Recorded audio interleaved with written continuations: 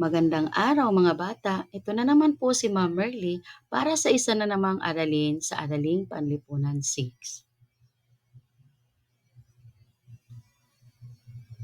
Ang atin pong aralin sa araw na ito ay ang mga suliranin at hamon sa ilalim ng batas militar. Pero bago tayo dumako doon ay tayo muna ay magbalitaan. Sino sa inyo ang nanonood ng mga balita sa telebisyon o sa YouTube? Nagbasa ng mga balita sa Facebook o dyaryo? Maaari mo bang ibahagi ito sa klase? Magaling! Maraming salamat sa iyong ibinahaging balita at impormasyon.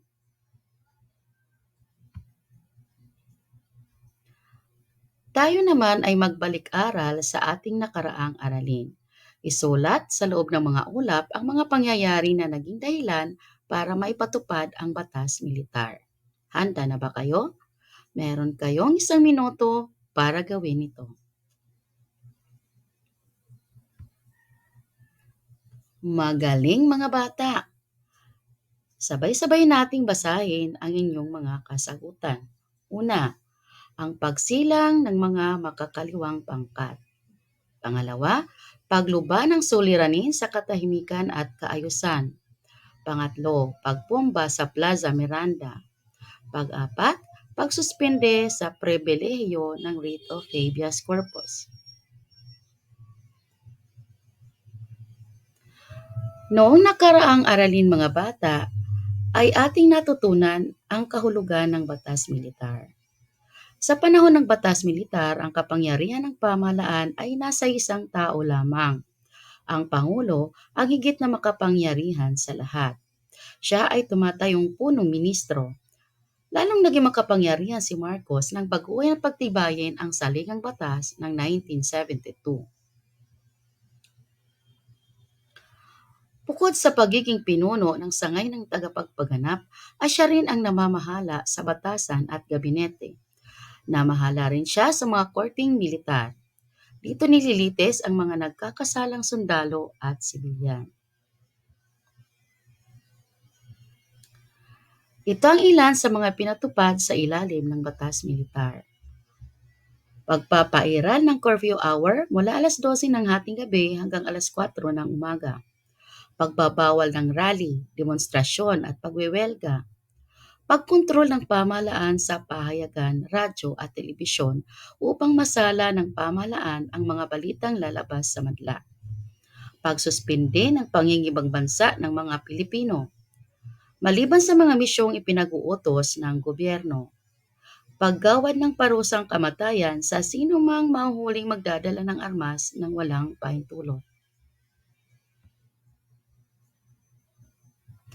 Nabago ang takbo ng pamumuhay ng mga mamamayan nang ipairal ni Marcos ang batas militar. Negatibo ang naging pagtanggap ng mga Pilipino sa bagong sistema ng pamahalaang binuo ni Marcos sapagkat sadyang nabawasan ang karapatan ng mga mamamayan. Naghari ang takot sa puso ng mga tao, kasabay ng pag-usbong ng galit at pagkamuhi kay Pangulong Marcos. Karamihan ay nanatiling tikomang bibig dahil sa takot sa pamahalaan. Kalaunan ay natanggap na rin ng mga Pilipino ang ganitong sistema lalo pat nakita nila ang mga positibong pangyayari tulad ng nagkaroon ng mabilis na pagsulong sa ekonomiya noong unang 3 taon ng pamamayani ng batas militar. Tumaas ang antas ng pamumuhay ng mga tao, hindi lang sa puok urban, pati rin sa mga rural na lugar. Nabuhayan ang mga maralita sapagkat sila ay nakakita ng bagong pag-asa na makaahon sa kahirapan.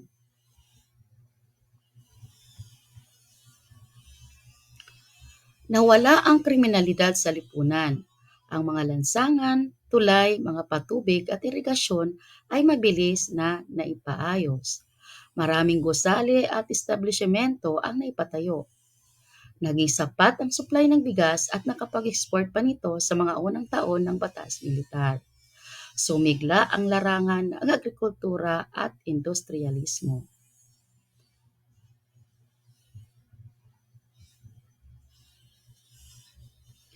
Nakontrol bagamat hindi ganap ang subbersyon at kilusang komunismo. Lumaganap sa buong bansa ang infrastructure project gaya ng mga superhighway, tulay at feeder road sa mga bukirin. Nabigyang halaga ang kulturang Pilipino. Nakapagpatayo ng paaralang pambayan, pagamutan at health center. Nabigyan ng bahay ang mga maralitang naninirahan sa lungsod. Marami rin nagsabi na ang lahat ng mga pagbabagong ito ay pansamantala lamang at pawang huwad na kaunlaran. Sa likod ng magagandang bagay na pinakita ng pamahalaan ay maraming negatibo tulad ng mga sumusunod. Pagdami ng nepotismo ang pagluklok ng mga kamag-anak o kaibigan ni Marcos sa pamahalaan. Pagtaas ng antas ng katiwalian, pagsasara ng mga himpilan ng pahayagan, radyo at telebisyon, at pagsupil sa pahayagan kaya hindi nalaman ng mga mamamayan ang nangyayaring katiwalian. Pagpigil sa operasyon ng magkagamitang pampolitiko at mahalagang industriya tulad ng panghimpapawid, mga daang bakal at kumpanya ng telepono at Meralco.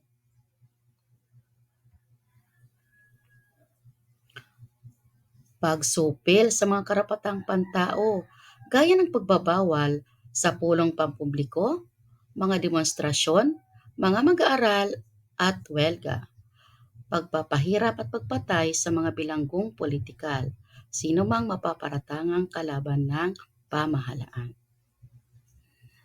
Naintindihan niyo ba ang ating aralin para sa araw na ito mga bata? Meron ba kayong mga katanungan? Kung wala, dumako na tayo sa ating gawain.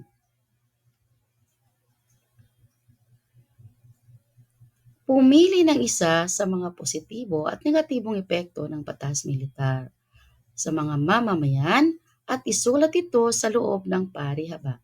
Gawin ito sa inyong sagutang papel.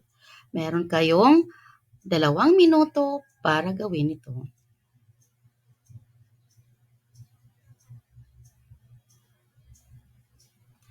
Batay sa iyong kasagutan, alin sa mga positibo ang nagustuhan mo at bakit? Alin naman ang hindi mo nagustuhan sa mga negatibong katangian ng batas militar at bakit? Ipaliwanag ang inyong mga kasagutan.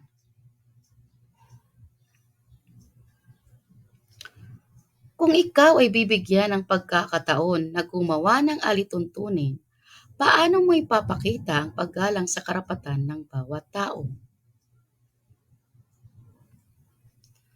Para masagot mo ito, ikaw ay gumawa ng mga alituntunin sa mga sumusunod. Gawin ito sa inyong kwaderno. Mga alituntunin sa silid-aralan at mga alituntunin sa bahay. Mahusay mga bata. Dumako naman tayo ngayon sa ating pagtataya. Suriin ang mga pangungusap. Lagyan ng check kung ito ay suliranin o hamong kinaharap ng mga Pilipino sa ilalim ng batas militar at ekes naman kung hindi. Meron kayong 5 minuto upang sagutan ito.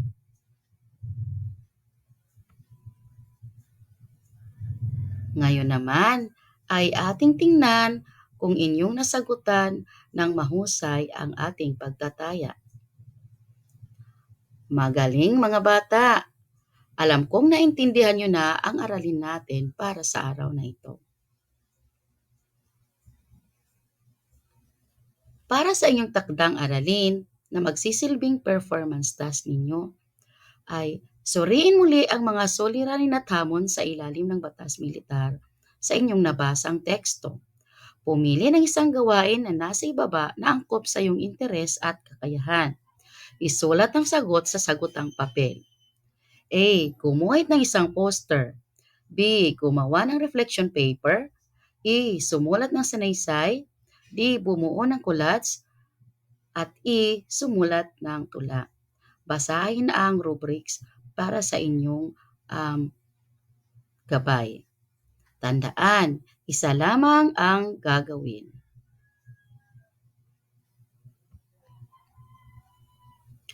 Maraming salamat sa pakikinig mga bata. Hanggang sa muli. Paalam.